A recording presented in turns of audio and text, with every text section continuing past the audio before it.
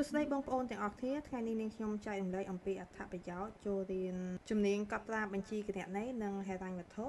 សម្រាប់ក្រុមហ៊ុនអាជីវកម្មសាងសង់ Practical for Construction Company រៀននៅ AFT Training Center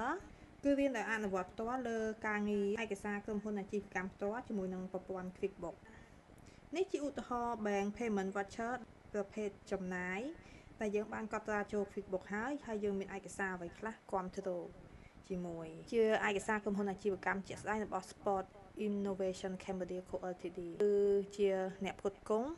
ដែលយើងបានកត់ត្រាប្រភេទ Fixed Asset ហើយក្រុមហ៊ុនក៏មានចេញជា VAT ដើម្បីឲ្យក្រុមហ៊ុនយើងបានកាត់កងជូនពន្ធដារវិញដែរ Bank Payment Voucher យើងមាន support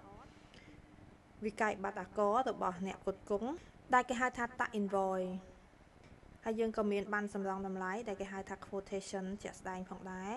ហើយយើងក៏មានបានសំណើទិញ purchase request ដែលយើងសំណើទៅ owner ទៅកែផ្ទាល់ឬក៏ manager ផ្ទាល់ដើម្បីទិញយកមកឲ្យបុគ្គលិកប្រើប្រាស់ហើយនឹង check ដែលយើងចេញជូន supplier ដែលហៅថាអ្នកផ្គត់ផ្គង់ដោយផ្ទាល់ហើយចុងក្រោយគឺយើងត្រូវតែមានភ្ជាប់អត្តសញ្ញាណប័ណ្ណហើយនេះគឺជាឧទាហរណ៍មួយទៀតសម្រាប់ឯកសារចំណូលហើយក៏មានឯកសារផ្សេងទៀតគាំទ្រដែរដែលមាននៅក្នុងមេរៀនផ្ទាល់ចាឯកសារចំណូលដែលយើងបានទទួលចំណូលពីអតិថិជនហើយយើងមាន receipt voucher ហើយនឹងមាន account receivable voucher official receipt ដែលយើងទទួលប្រាក់ពីអតិថិជនផ្ទាល់ហើយនឹង check បើសិនជាអតិថិជនគាត់ឲ្យ check មកយើងត្រូវតែ copy យកមកគាំទ្រជាមួយនឹងឯកសារហើយនឹងវិក័យប័ណ្ណអាករ tax invoice ដែលយើងចេញដែលភ្ញៀវគាត់បានកក់ប្រាក់ 50% សម្រាប់ធ្វើគម្រោងហើយនេះគឺជាប័ណ្ណសម្រង់តម្លៃ Sport Construction Quotation បបមកគឺពិសេសជាងនេះទៀតគឺយើងមាន Sport Construction Quotation ដដែលប័ណ្ណសម្រង់តម្លៃមានច្រើនហើយមានសញ្ញេហើយយើងមាន purchase order ជាប់យើងបានជាទិញពី supplier ហើយបានបញ្ជាលក់ sale order និង sale confirmation ហើយនឹង construction agreement ជាធម្មតាគឺ construction យើងត្រូវតែមាន agreement ហើយអញ្ចឹងយើងមាន contract agreement ជាក់ស្ដែងនេះគឺជាឯកសារក្រុមហ៊ុនអាជីវកម្មជាក់ស្ដែងវគ្គសិក្សាគណនេយ្យសម្រាប់ក្រុមហ៊ុនអាជីវកម្មសាងសង់ Practical for Construction Company រៀនចប់បងប្អូននឹងចេះបានអត្ថប្រយោជន៍ដូចខាងក្រោមនេះ1យល់ដឹងអំពីប្រតិបត្តិការអាជីវកម្ម Business Transaction 2រៀបចំឯកសារទិញលក់ទំនិញឬសេវាកម្ម Purchase and Sale Document 3ការរៀបចំប្លង់គណនេយ្យ set up chart of account ដូចចេះហ្នឹងគឺ chart of account ជាក់ស្ដែងផងក្រុមហ៊ុនអាជីវកម្មជាក់ស្ដែងតែម្ដងនៅពេលដែលយើងយកមករៀនសិស្ស4ការដំឡើងកម្មវិធី QuickBooks set up QuickBooks យើងបរៀនឲ្យចេះទៅឡើង5ការរៀបចំព័ត៌មានក្រុមហ៊ុន set up company profile 6ការកំណត់កម្មវិធីប្រើប្រាស់ក្នុង QuickBooks set up reference item list និង inventory list ជាក់ស្ដែងតែម្ដង7ការកត់ត្រាចំណាយតាមធនាគារ Bank Payment Voucher 8ការកត់ត្រា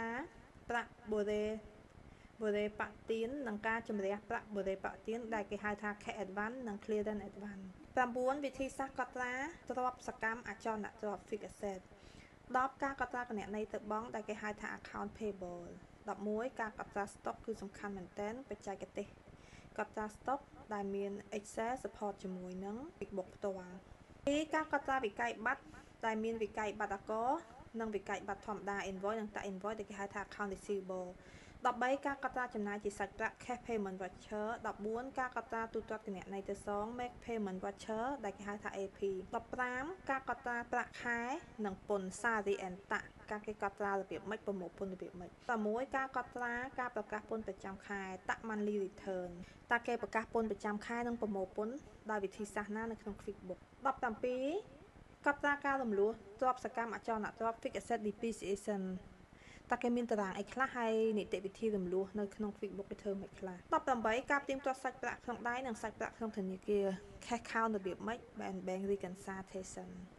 19ការរៀបចំរបាយការណ៍ហិរញ្ញវត្ថុរបាយការណ៍លទ្ធផលចំណូលចំណាយអញ្ចឹងរបាយការណ៍លទ្ធផលចំណូលចំណាយនៅពេលដែលយើងកត់ត្រាតាមស្តង់ដារត្រឹមត្រូវហើយគឺនឹងវានឹងរ៉ាន់មកយើងផ្ទាល់របាយការណ៍ស្ថានភាពហិរញ្ញវត្ថុ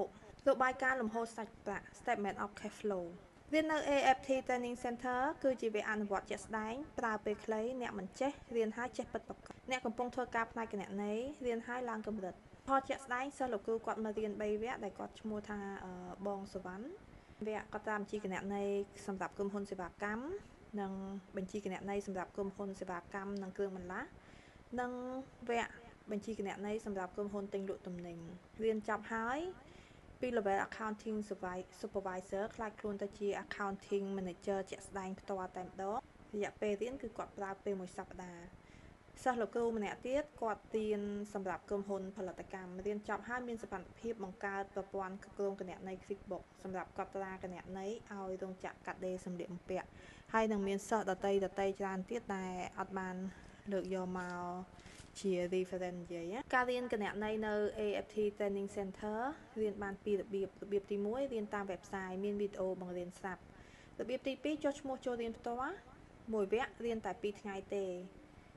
ប្រសិនបើមានចំណាប់អារម្មណ៍ចុះឈ្មោះឥឡូវនេះដែលគ្រាន់តែតម្លាក់លេខទូរស័ព្ទនិងអ៊ីមែលសម្រាប់ការចុះឈ្មោះរៀនតាម website ក៏ដូចជាចូលរៀនផ្ទាល់ថ្ងៃសៅរ៍ថ្ងៃអាទិត្យសូមទំនាក់ទំនង AFT Training Center តាម Telegram 089 699 986សូមអរគុណ